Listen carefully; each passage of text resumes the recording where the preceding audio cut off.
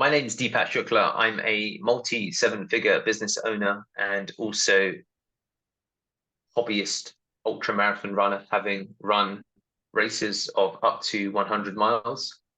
And alongside that, I previously applied to the British Special Forces. I have had 3 coffee shops at one point, have a catering, legal, accounting, digital marketing businesses, and currently live in Italy. And I'm here to talk to you today about how to think like a CEO and how in enabling your mind to become attuned to that, it can transform the trajectory of your career, whether it's within a company or within business, and indeed within life in general. So I want to first of all begin by talking to you about my experience of one of my first internships. So I was a accounting and tax internship at a company called Deloitte, and I was also an intern or a new starter as part of a graduate program at a company called MediaEdge, who are a subsidiary of WPP. So Deloitte were in the corporate advisory space, accounting predominantly, but also many other areas. And I was within the tax department. And then MediaEdge were a marketing, a strategic advertising agency. And I was part of their graduate program. And as part of both companies, one of the things that we did as an intern as well as a graduate was that you were put into groups and you had to, as part of teams, go through a competitive pitching process. So all of the new starters who'd made the cut through these jobs, and to get places at these jobs, you had to go to the top schools, you had to get the top grades, then you had the interview process. At that time, back in 2008, Deloitte, it meant that you had multiple aptitude tests online. You had about 3 or 4 interviews, and then you'd be offered an internship. And then there was another cutoff again for the internship. And then the internship was in their London office, which is the most competitive office in Europe. That was the office that I was in. And then MediaEdge, there was a less stringent process. It was competitive in a different way. So then when you arrive, one of the ways that they split you out is that they then put you into groups and they say, let's see how effective you are on a team. And we're going to have you pitch a new project or product at MediaEdge. It was a new advertising campaign, our thoughts and insights on it. And for Deloitte, it was a business plan for an expansion of a company that owns swimming pool facilities. And we need to talk about the math and the outcomes behind why this expansion made sense. So we were presenting to partners within the business, senior people basically, who were multiple layers ahead and above us and earning several £100,000 at that time. And I was 21, 22 years old. And I was sat there, certainly at Deloitte, and I was competing against economics graduates and business graduates from the top business schools across the UK. Some people were from Oxford and Cambridge. Some people were like myself from Warwick. And I was in my cohort, my starting group, the only person who came from a non-financial background. So my background was in English literature. So I was an art student. I spent my time reading poems, talking about poetry and plays at university. So part of my onboarding process or part of the interview process was really honing in on my financial literacy, my ability to understand numbers, and my interest in mathematics and economics in general. It was a big part of what they tested for, to understand my motivations and also to understand my aptitude. But of course, going into these pitches, I couldn't compete on a financial basis against people that were of equal academic level than me, but had 3-4 years of economics or mathematics experience behind them, because they just had I had such a deficit of financial literacy that I couldn't compete on the same terms. Now, I remember Matthew Ellis was the name of one of the partners that was there, and one of the other partners was there was a talent partner. So part of this ultimately process is to whittle out who they think at an early stage could be fundamentally the stars of tomorrow within the company. So that was the point of the process also. So this continual whittling process, of course, that you go through as you go through this battery of tests. So, of course, it began with, to apply at, for example, Deloitte, you must have a certain academic grade, and then it must be from a certain university. And then if you choose to apply and you're from a non-financial background like I was, you will then be subject to even more tests.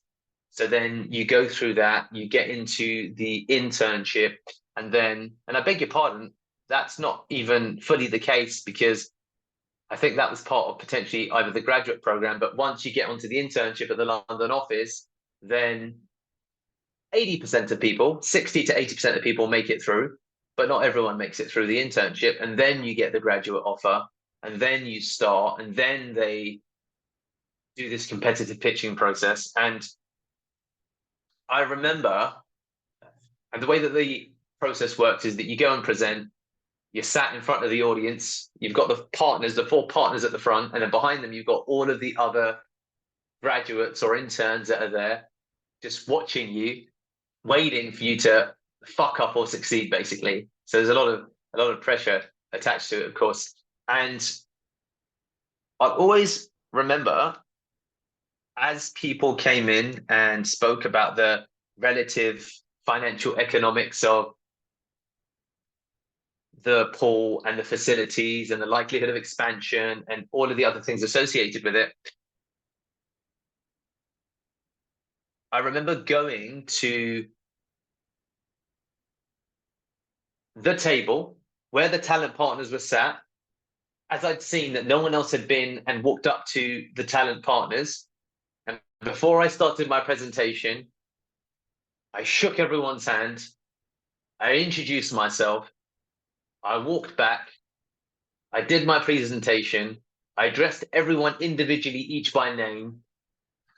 I said exactly the same things in terms of content that everyone else was saying, but we won the pitch.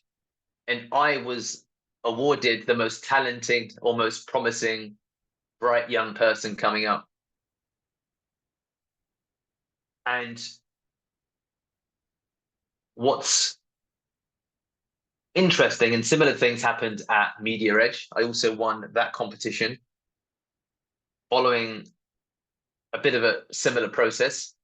And fundamentally, the difference or the differentiator there at that moment was the differential decision that I tried to make in that moment was to not just to give people what they asked for, but to give people what they, or what I intuitively felt they would need, or that would help differentiate myself. And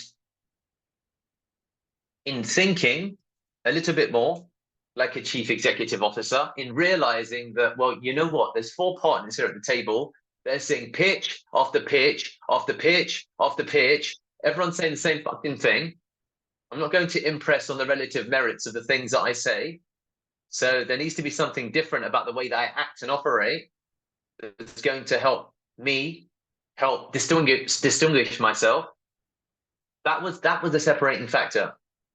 And often when it comes to the development of people's careers, it's all the things outside of the thing that you're asked that makes the difference.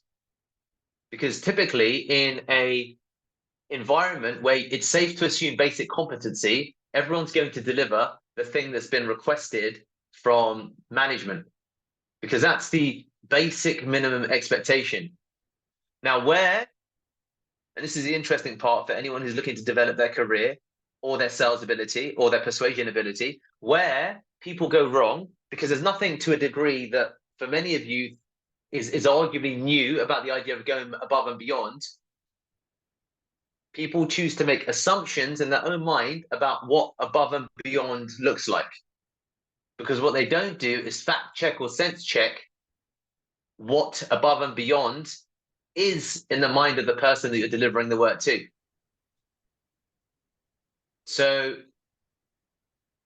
in order to think like, and this isn't just, so in order, and I'll come back to that point, in order to think like a CEO, figure out what the CEO likes, because that's never going to be in the small print. Does the CEO like a PDF, or do they like a spreadsheet? Is there a certain way that they like to be spoken to? Is there a particular medium that they prefer for delivery? Is there a particular time of the weekend that they prefer to get an announcement because they come and review all of the reports on a Saturday morning? So it's better to actually send it as Saturday 9 a.m. rather than Friday 5 p.m. Do they prefer going on to Teams or to Zoom? What do they prefer? How can I make the environment and the message as frictionless as possible and delivered in a manner that they understand, that I'll already distinguish and separate the work that I do? And as you deconstruct that principle, you'll already separate yourself, because everyone else is probably sending, as part of a proposal or a report or an update, the PDF that the last 7 other guys have sent, that are either working on the same level as you or working above and below you. Maybe that's not what the CEO even likes. Maybe it's a pain to have to download a PDF, to have it load, to then go through it, to flick through to the relevant page, to find out what matters. Maybe some people prefer that. Maybe some people prefer the data. So just being cognizant of that can already help you distinguish yourself. And some of it you can determine from the way that people behave, the way that they respond, how they operate, and also from asking people around them. What does he or she like? What does this person prefer? These small things are easy ways to get ahead. So that's area number 1 when it comes to how to think like a CEO, understanding what the CEO likes. Now, there's a second bucket that a lot of people miss within their careers as well. And it's an incredible one. There are certain tools that if you achieve mastery of those tools, will easily be able to differentiate you. So a simple example is, you can be the lowest rung on the ladder, but if you're in an organization where Google Sheets or Excel is heavily used, you can find yourself in the highest rooms if you're an advanced power user of Google Sheets. Because they'll say, oh, you know what, that's a Richard problem, because Richard just can do all of these formulas and cash flow analysis and all of these insights, and we need that. So there's certain tools that are of huge utility that if you achieve mastery over them, that can accelerate your growth. And a lot of people don't realize this. There's universal tools that tend to work across organizations that you can leverage to your benefit, that can create outstanding utility. And these tools, to be honest with you, haven't really changed. It's the Microsoft Office suite or any alternative version of it. If you become a power user of Google Sheets, if you determine to become a power user of how to develop an amazing presentation, these are tools and skills that have great utility irrespective of position. Does this make sense, everybody? There's tools that if you achieve mastery of, especially where those tools are heavily used, not just within the company, but within an industry that you're determined to attach yourself to, then achieving mastery over that tool effectively separates yourself. So you can be the most inexperienced person, but with the most heavily advanced knowledge of a tool, and you can quickly find yourself working in the richest rooms. Because you say, you know what, that person will be able to solve this problem because I don't know how to do it, and I don't have the time to do it, and that's why I pay my people to do it. So that's bucket number 2 when it comes to thinking like a CEO, that most people don't always appreciate.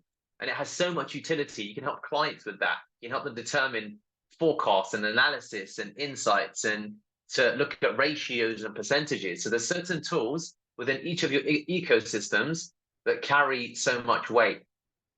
So if your role is deeply analytical, if your role is deeply data-driven, if your role is deeply consultative, what are the relevant tools for your niche that carry power? Dominate and achieve mastery over those tools, and you'll already be able to differentiate yourself. So in thinking like a CEO, that's the second bucket. So gone through 2 buckets now. Bucket number 1 is how do they like to receive, share, communicate. And this is granular, okay? That goes all the way down to language. That goes all the way down to idioms. That all goes all the way down to festivals, holidays, things that they're aware of, to the way that they communicate. All of that matters.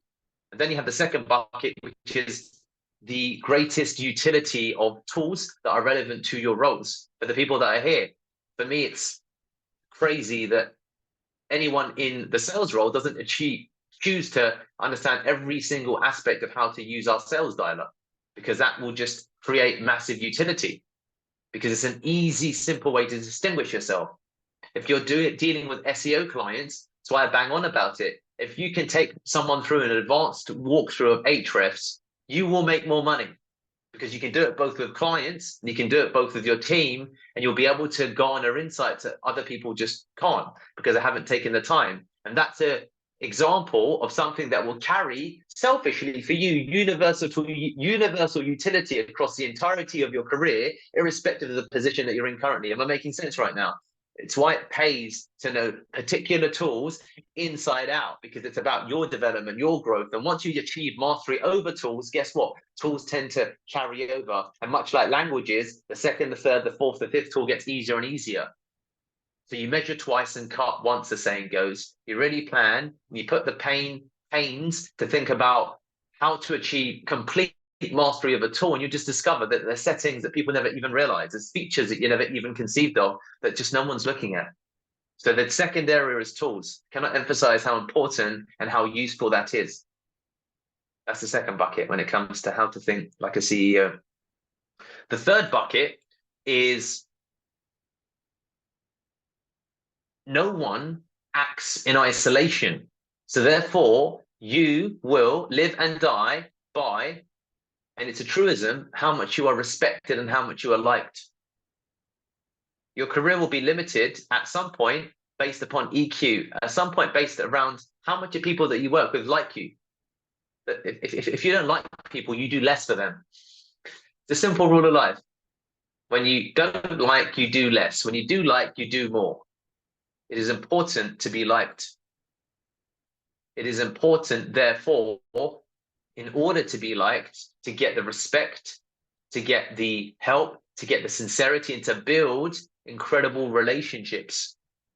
Because people will, and it's been seen so many times, will stay longer than is logical when they're around someone that they really like.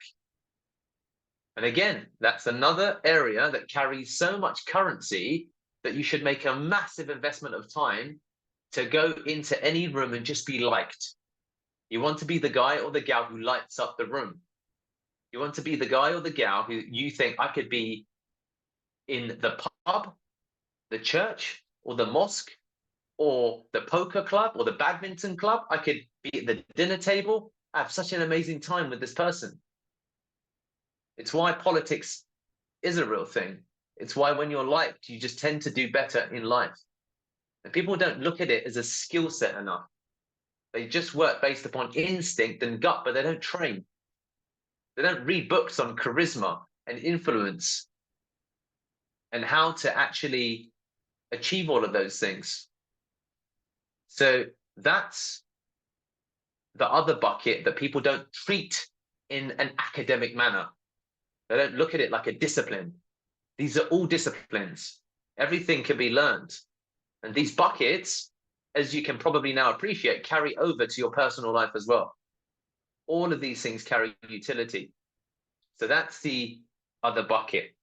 So bucket number 1 is knowing what the person that you're serving the food to exactly likes.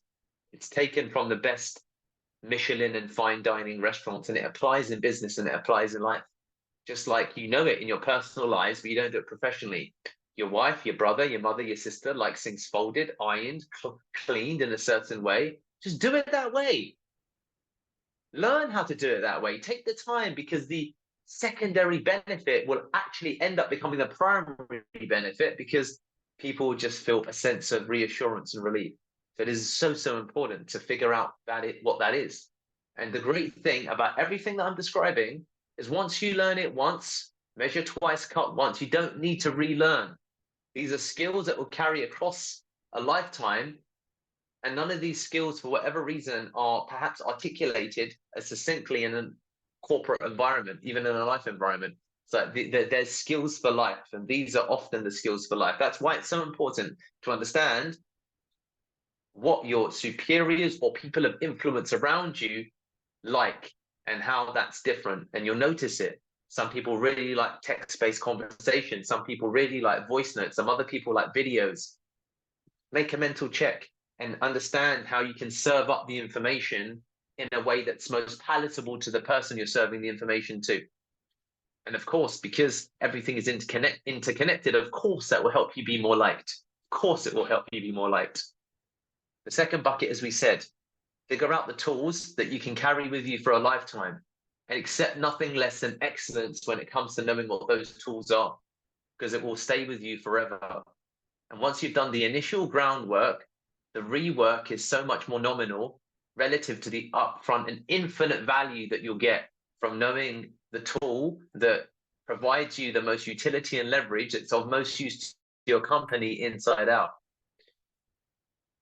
The third area that we discussed, of course, is the importance of fundamentally being liked and being respected by your peers and everyone around you, treating it, and this is what people don't do, they don't treat it as a discipline that can be learned.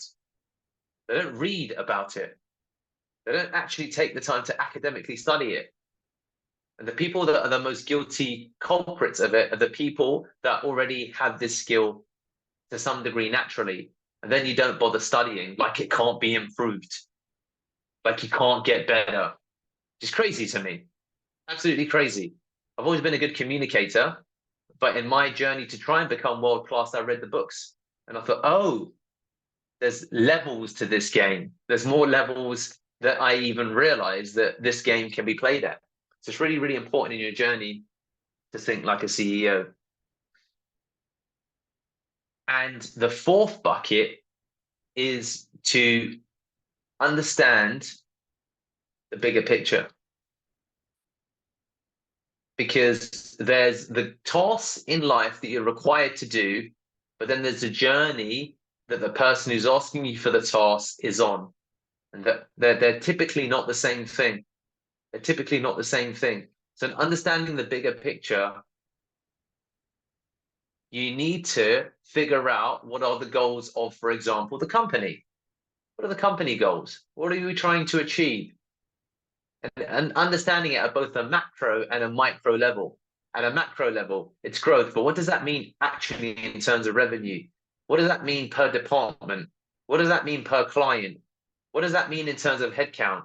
What does that mean in terms of work? What does that mean in terms of area? Because the more you can align yourself to understanding these questions, the better you can align the real valuable work with the work that you're asked to do. And they're not always the same thing.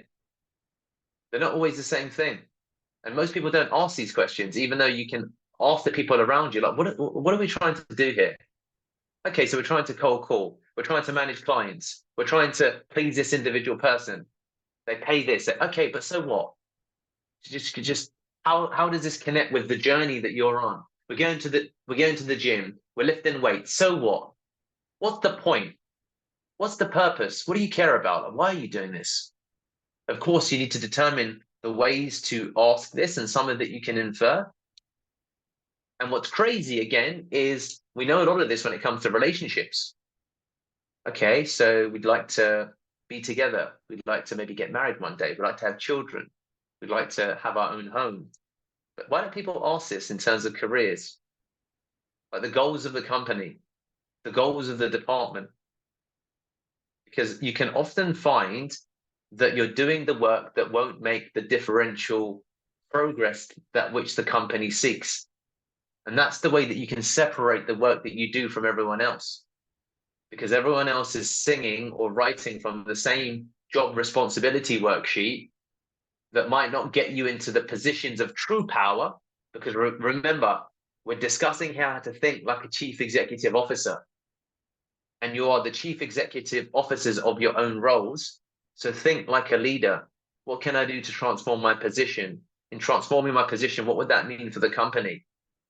Is that aligned with the goals of the company? Because if I align myself with the goals of the company, I can align myself with the total net outcome of the company. And probably that means I can transform my ability to be of influence. And actually, that means that any conversation I can walk into, whether it's sales or it's like, what are we really doing here? SEO, okay, to get more leads. Great, but why? Why are we struggling with leads, or what's the challenge? Okay, what else?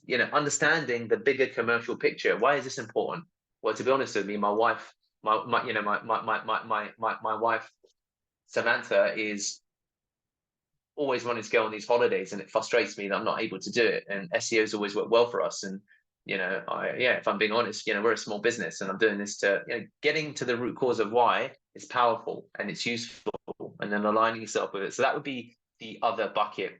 And if you are able, and today is about becoming consciously aware of these areas and being able to document, writing all of these areas down, and really being reflective, because the deep work involves thinking slowly and then acting fast, which is why I say measure twice, cut once. Because otherwise, you can be hacking at the right tree without ever realizing that you're in the wrong jungle. So, oh, fuck, I've been doing the right work in just the wrong space this entire time, for my entire career, my entire day. This is not going to get me to actually where the company truly wants to go, or I want to go. So you need to sense check that, because it's often too easy to simply blindly follow instruction without connecting the work that you're doing with the true goals of the company. And this is, if you follow these steps, how you can begin to think much more like a leader within business and within your company, as well as within your own life.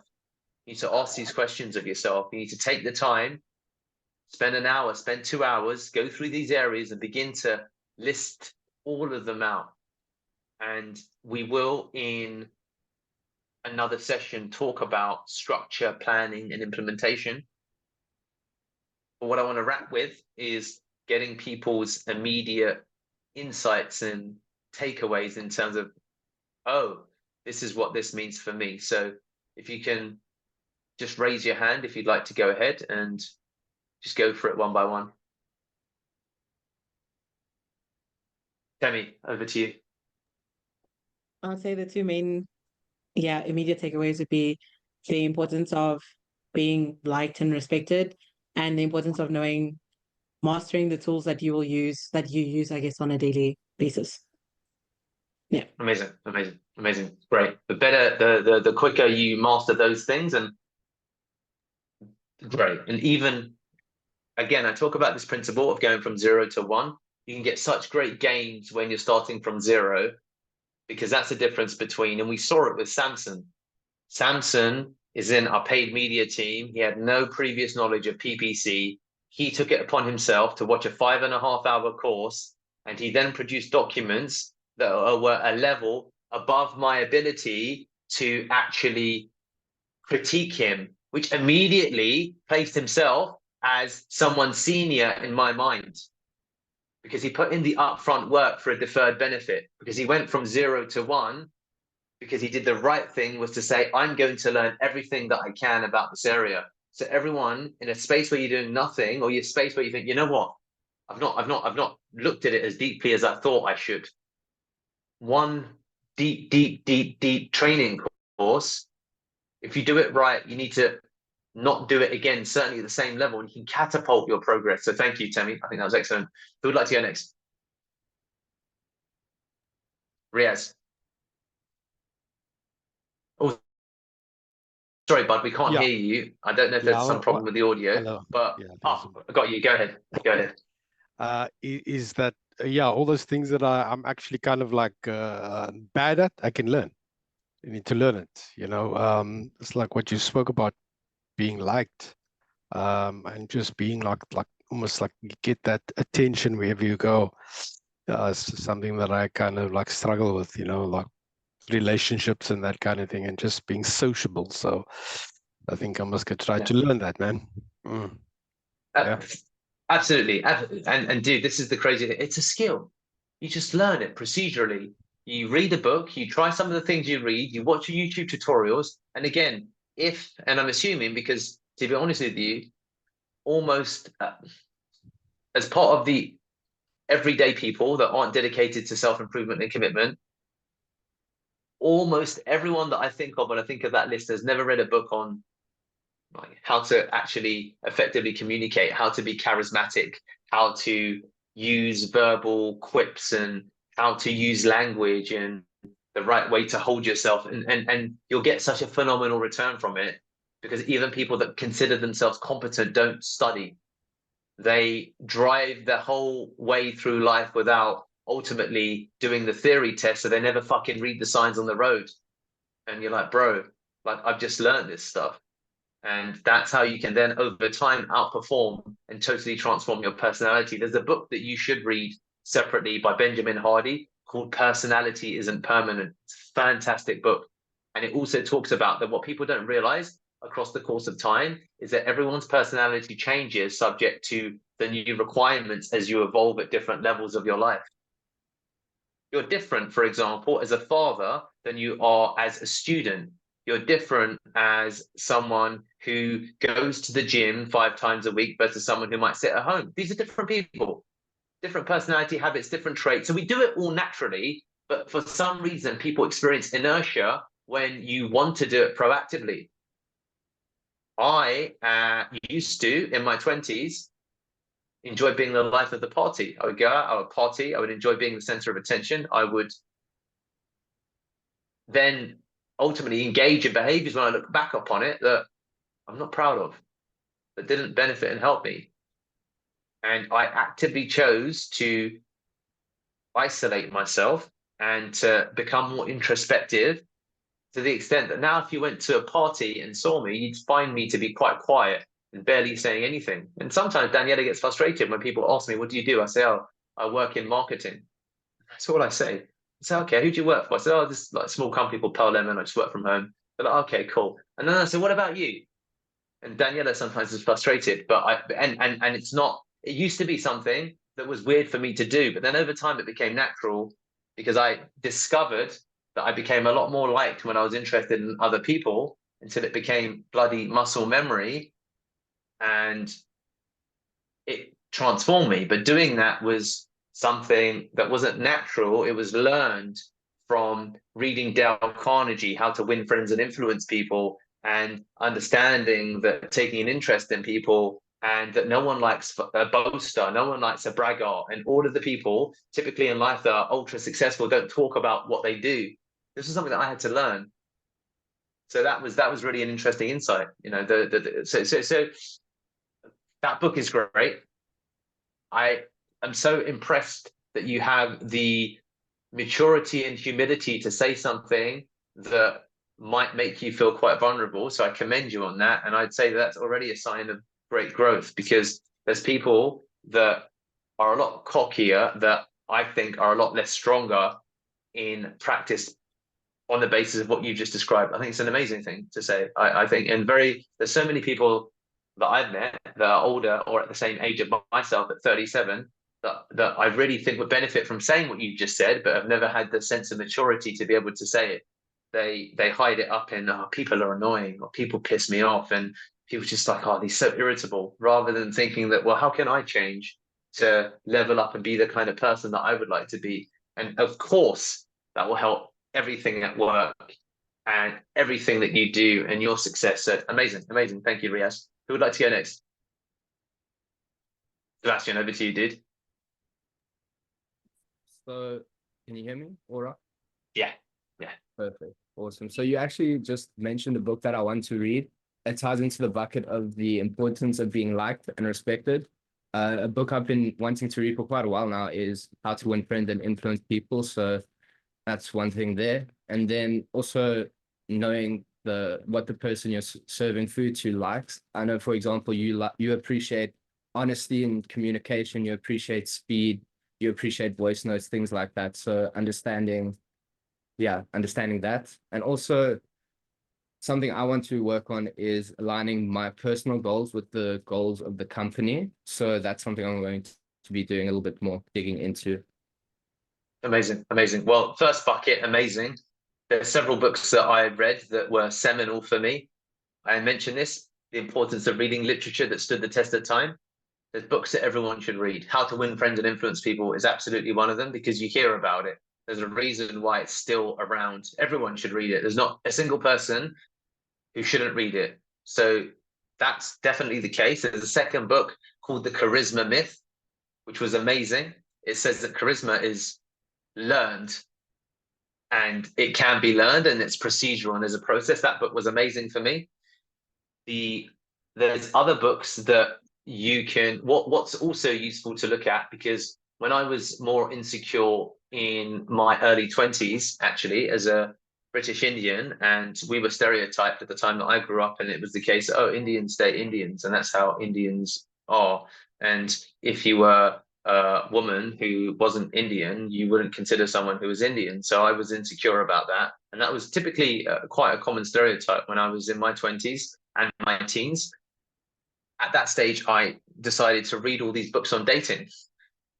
Like I just read a ton of books, because I thought I don't want that to be a limitation that's placed upon me, especially at that time, because I was skinny, I had this little tash, I had braces. I looked like I just arrived into the country, which wasn't helpful, of course, in terms of me wanting, because I grew up in a school, Evelyn's, in the suburbs of West London, and it was 98% white people.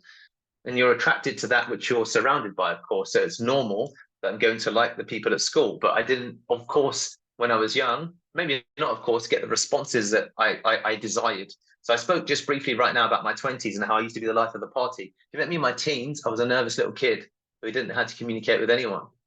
But what I've always been good at is that I'm going to fucking read, and I'm going to learn the way. So I read a shitload of books on dating, on romance, on how to communicate, and that changed my life as well.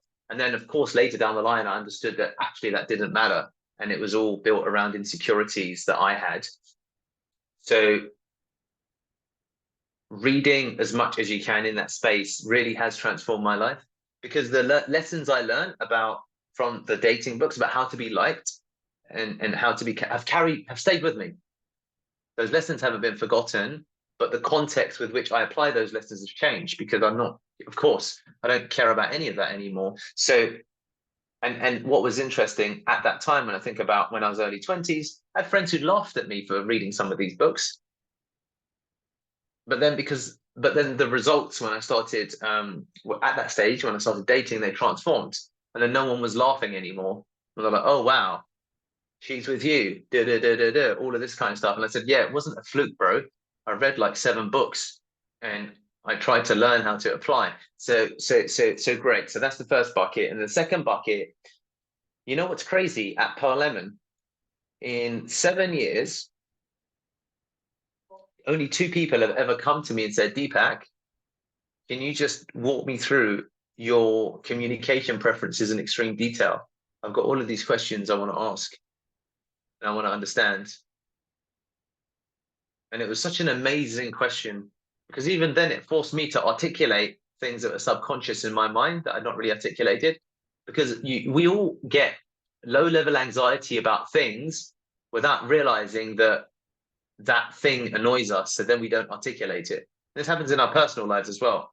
So, for example, Shania might be frustrated that her partner hasn't taken the rubbish out, but she may have never expressly articulated, these are the things that are meaningful to me, because every person's version of that is always slightly different. It's nuanced. So when you put the rubbish out, please put the rubbish out on the left next to the doorstop, and put it just under the ledge, so when it rains, it doesn't get wet, because then it annoys me that the guys come and their hands get wet when they pick it up. This is an example of a practical nuance. So I would say that when you have the opportunity to be in an environment where you can ask such questions, because then the details matter. And don't be afraid to ask those questions, because people will respect the fact that you ask that question. With clients and with everyone, say, look, my goal is to just figure out exactly how you like the way you like it. How do you like your steak? Exactly how do you like it? When we say medium, what are we talking about? Are we talking about just that hint of the meat browned on the underside? and across. This is probably, not that I've been there, but the granularity, the more granular you get, the more room it opens up to develop competitive advantages, because then you can then begin to understand all of these small nuances that can lead to better outcomes. And then that's that whole moment where you can do things that appear like magic to other people, and they're like, oh, why I'm sending Deepak the same stuff as you.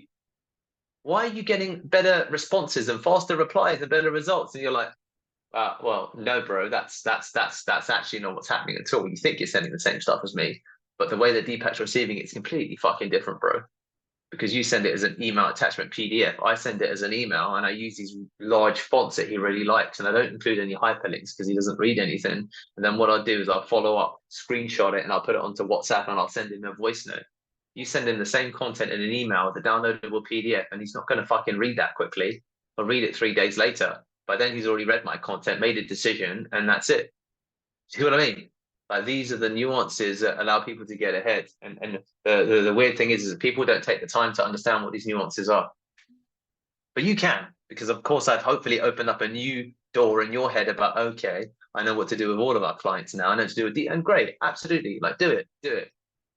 Because oftentimes the people that like these things in a certain way are never asked expressly to articulate the way that they like it, and therefore it leads to inconsistent delivery. So we sent DAR Global, Carla, a Looker Studio, which is a Google Data Studio report of analytics. I don't think she even ever looks at it. So what's useful about that is that we now understand that that's useless. But probably what we still don't know is forcing us to say, I need to figure out how you like stuff, Carla. Look, there's these 3 reports. So I'm going to present to you now. There's an email. Here's a PDF. What do you like? What like makes you just feel warm and fuzzy inside? She's like, oh, you know what? This is the dream. Sebastian, send me this, and I'm just going to be so much happy. Amazing. Every single report will now bloody look like this. Riaz, see you later. Thank you for coming. I'm glad that you got some back. Does that make sense where I'm going with this, Sebastian? Like, there's levels to this, and these can sometimes be the differentiator. That can be another month of the retainer, another 2 months of the retainer. Boom. Now you've justified your salary upgrade or whatever. So there is devil in the detail. Amazing. Who's next? Troy, go ahead. So there was just a few that I felt like I could relate to, which was kind of understanding who you're serving and understanding how you should present stuff to them. And then the second one was becoming a power user. Both, I think, kind of go hand in hand. And ultimately, if you focus on both of them, to number one, become a power user and really focus on the things that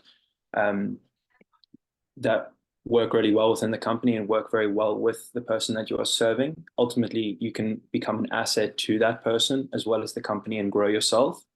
And then the third one, which was understanding the bigger picture, because I feel like at times you can often get consumed with business life and can sometimes knock you down. And I think aligning yourself with and giving yourself a reason to what you are doing can sometimes be the crutch that lifts you up and kind of just motivates you forward just to continue. Amazing. I think that sometimes we'll all have moments like that in life where you're frustrated with the work or the thing that you're investing your time in. And in those moments, it's important to be reminded of the why, the bigger why. Why am I doing what I'm doing? What is this all for? I work a little bit harder to get a little bit of a pay raise or to get a thank you, and I put the rubbish out. But why? Why does it matter?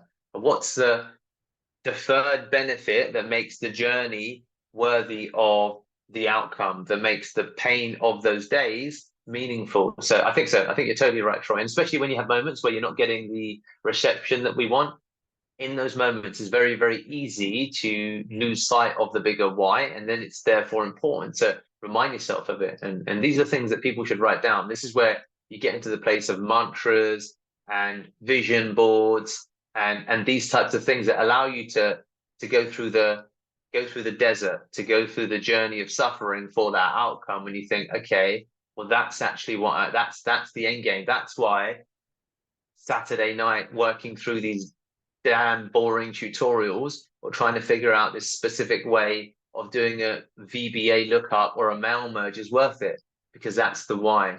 So yeah, having that is really important because it helps you in those moments when you need to fill up the bucket, so to speak, when it comes to feeling that you're deflated, demotivated. One of the things that I do is when I go running, I don't listen to podcasts. I've kind of listened to music intermittently, but I listen to motivational interviews and videos. So I'll listen to Conor McGregor excerpts that have been chopped up into a motivational sequence. I'll listen to Cristiano Ronaldo talking about I'm going to be the greatest footballer ever and stuff like that. That's what helps me fill up my bucket when I think, oh, the going gets tough. So there's always tactics and systems that you can use, vision boards, intentional playlists, particular types of songs, documentaries. So building your toolbox that you can dip into in those moments is really important, and you'll kind of know it when you stumble upon it because it will just feel right, and it will just put the fire in your belly and say, okay, cool, I'll keep going because this is why. So amazing. Thank you, Troy. Who would like to go next? Is someone saying something? I didn't see if anyone put their hand. Okay, cool. Go ahead, Ali. Yeah, so basically, there were two statements that I'm not sure whether they are contradicting, but at the same time, they are true. So one statement is that you have to learn how your CEO thinks, and it has lots of its benefits. But there is another statement to be like befriend with your colleagues and so on and so forth. Now, the reason these two statements are contradicting, or there is a hierarchical level to this. So if you are liked by your CEO, then even if there are some confusion, something bad between the colleagues and so on and so forth, it can go away. It can, it wouldn't basically cause you any issue. But I think that the high level thing is that you understand your CEO in a way that he likes you. If he likes you, then you are there. But if he doesn't like you, so this was kind of interesting thing to understand. And at the end, I would say this way I'm able to understand my clients as well better, because if I have a client and I want to really be with the client, I want to really get most out of that client, I need to just understand the CEO. I need to understand their preference. If they like me, I have the project. It's not about the others, it's about the CEO, the main person of the company, and or the one who's handling the project, honestly. But I think, yeah, it makes sense that CEO holds the most importance.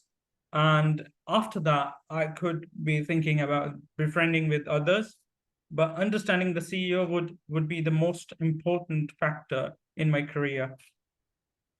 Yeah, amazing. I'd say that so thank you for that. To the first point, the hierarchy, they're complementary. The hierarchy only exists once you achieve a certain level of technical proficiency. So there's a implicit agreement that to ascend to a certain position at any given company, there's a basic set of technical skills that people will have that are all relatively equal. So everyone has tools that they need to use, and you need to have some level of competency. Otherwise, you won't pass the relative tests at the relative levels.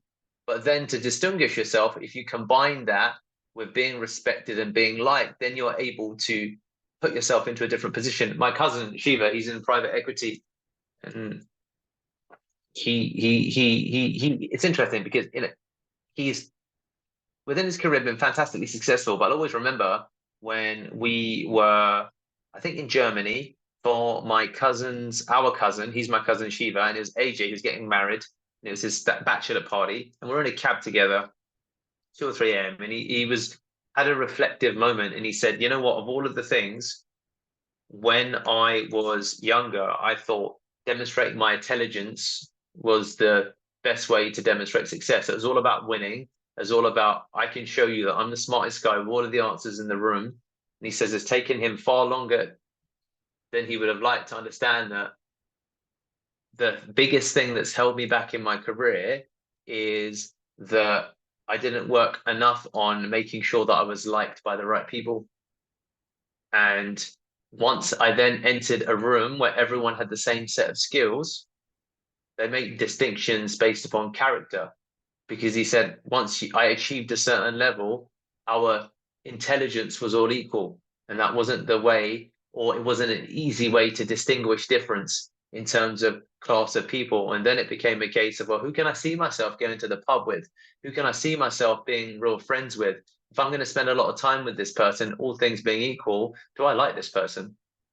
And if I don't, then I'm going to at some point look for a replacement, because if they slightly annoy me, then I'd rather just spend time with people that I'm like. So yeah, I think that they're complementary, but then once you get to a certain level, I do think that EQ and your ability to communicate overtakes the need to be even more technically proficient, which is why you have movies like Rain Man, where you've got Dustin Hoffman, and he's a savant, or you hear all of these stories of geniuses that never run companies because they just can't effectively communicate with teams. And no one can go anywhere worth talking about alone. You have to be around people, which is why, especially in, as I was saying to some of the other team in Asia, the more people work aggressively, go for it, Shania, no problem, on communication, the more it will help amplify your career at one point or another, because you have to be liked, which means you have to communicate well, which means that you have to work on that bucket. So, you know, read the books, do the studies. And the great thing with that is that we are able to practice every single day of our lives if we work around people, and then just optimize to say, well, who likes me the least?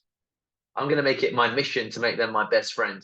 Because if I do that, then I'll achieve something just for the kick of it, as an example. So yeah, definitely. I think that it's a good thing to operate. And also, if I'm being honest, given the reality that you're in Pakistan and people have this perception that Pakistanis, if when working in the West, won't have the same communication skills as someone who is a customer-facing account manager, that can be your competitive advantage, because then you'll be an ability to surprise people, because you'll already come to most tables with a greater degree of technical skill than a lot of the account managers that you'll work with. The truth is that there's things you can do that I can't do, and I have no intention to learn them. And that's to your advantage, because then all you need to do is think, I'm going to read the books and I'm going to approach communication like a programming problem. And I'm just going to solve the puzzle. And boom, already I'm going to be better in terms of my ability than any other person who comes as an account manager. Because the reality is there's things that you can do that Temi and Sebastian don't do, and they will more than likely not never develop the desire or intent to want to learn programming. So you can learn what I can learn, but for me to learn what you have learned is probably a lot tougher. Does that make sense? So that's to your advantage. So lean into it, brother, because I think that's one of the gateways for you to then achieve a lot of other things in your life. Yeah, I find myself actually recommending a lot of people the communication factor, because it makes sense. Machines can take over everything, but the one in command will be the one who knows communication. That's the reality of it. Yeah, exactly. It's funny, it's interesting, isn't it? The CEO of NVIDIA, $1 billion company, says that anyone who's attempting now to learn technical skills is learning and optimizing for the wrong skill for the future. He's saying AI is going to do everything, and people aren't even ready for what's to come. It's interesting. You know, the CEO of $1 billion graphics gaming chip company or whatever, it said people should not learn coding anymore. It is not the future, but technical skills, basically. So it's really interesting when you think about that. So no, quite right. All right, we'll take one more person before I let you guys head off. Is there anyone else who's not spoken yet that wants to put their hand up and say something? Okay, I think we are. Yeah, go ahead, Evan. Then go ahead, mate. Yeah, the main thing that stuck with me was just the one that I can act on now, which was just going out of your way to master your tools to provide. Yeah. I think it's a simple point, but it's a strong point, is to provide infinitely more value than you could single-handedly. And I also see it as playing your parts, kind of sticking your flagpole in the ground regarding your position on your team, as in the output and the value you can provide in all elements. And I think which also by default earns respect by continuously bringing more to the table than just simple labor. Yeah, yeah, amazing. So for you, that would be like, what are the tools that we use, which would probably be SalesMate. Okay, great. I'm going to become a SalesMate master, and already you will differentiate yourself because, of course, I mean, everyone's learning it. So there's an opportunity and opportunities present themselves at different times. As soon as we switch dialer, there's an opportunity for someone to make themselves a SalesMate person, and clearly, there's utility in that skill. You know, whenever a new tool opens up to, you know what, can people still hear me? Yeah. Yes. Okay, great, amazing. My computer's just frozen, but it's fine. Whenever a new tool opens up or using something, if you instantly say, I'm going to quickly watch all of the tutorials there are to watch, it's a quick way to distinguish yourself. So there's all these little opportunities that present themselves that can generate a really good recruitment. So definitely, I think that generally speaking, when it comes to stuff like that, that is a quick gateway, and it works with clients as well. If there's a tool that they really need help with and you see it continuously come up, achieving mastery over that is going to typically carry utility over everything. Another tool that really makes sense for lead generation is the ability to use Google Sheets and stuff like that. So because we use Google Sheets heavily as a company, and probably we're only scratching the surface with what's possible. So no, I think it's a really good point, Evan. Okay, so would anyone else like to comment? My screen is frozen, so you just have to speak up. Okay, amazing. Wow, this is strange. Anyway, look, then just to wrap up, work on all of those buckets, write them down. The first one, of course, being knowing what the person you're serving the food likes with extreme granularity. The second one being understanding the tools that will carry utility within your position and over the course of your entire career, and achieving mastery, picking one and going really deep, and then every other tool subsequently will become easier.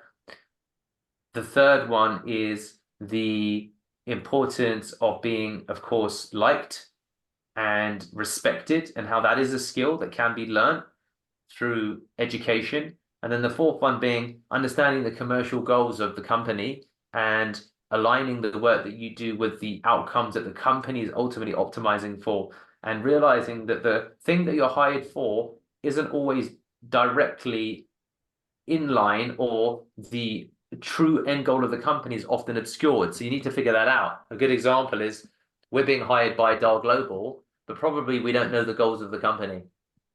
We just know the goals of our position, but in knowing the goals of the company, we're able to separate ourselves probably from every other provider and begin to become more of a strategic partner, as opposed to a web development and SEO provider and PPC provider, which we probably are at the moment. So there's that opportunity. Same thing with Pixelfield, same thing with every single client. What are the goals of the company? And then what does that now mean for my position? And how can I maneuver the work that I do to more favorably help the company achieve its bigger goals?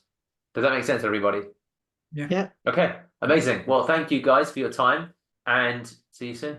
Thank you. Awesome. Thanks so much to you. Have a great day, everyone. Bye.